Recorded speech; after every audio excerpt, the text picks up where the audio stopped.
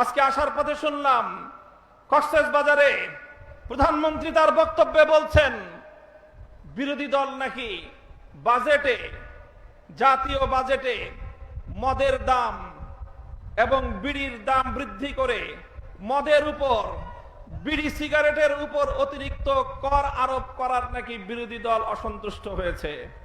নাউজুবিল্লাহ। আমরা পরিষ্কার ভাষায় বলি, প্রধানমন্ত্রী আপনার মুখে এই ধরনের পাতলামি মোনাকা মার্কা বক্তব্য মানায় না। আপনি মদ নিষিদ্ধ করেন, আপনি জুয়া নিষিদ্ধ করেন, মাদকের সমূলে আক্র উৎপাদন করেন, বিরোধী দল আমরা আপনাকে সব ধরনের সহযোগিতা প্রদান করব। বিভ্রান্তি সৃষ্টি করবার চেষ্টা করবেন, রাজপথে আমরা মোকাবেলা করব। আপনি এভাবে একের পর এক বিভ্রান্তি তৈরি করছেন। আপনি বলছেন জুলাই সনদ অক্ষরে অক্ষরে বাস্তবায়ন করবেন।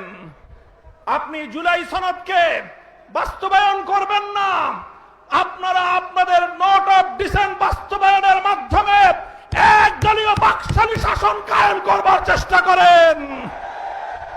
আমাদের পরিষ্কার বক্তব্য, গণভোটের মাধ্যমে বাংলাদেশের 70% মানুষ যে ম্যান্ডেট প্রদান করেছে, সংবিধান সংস্কারের মাধ্যমে সংবিধান সংস্কার পরিষদ গঠন করে সেটাই বাস্তবায়ন করার জন্য যা করতে হয় বিরোধী দল আন্দোলনের মাধ্যমে আদায় করে ছাড়বে ইনশাআল্লাহ।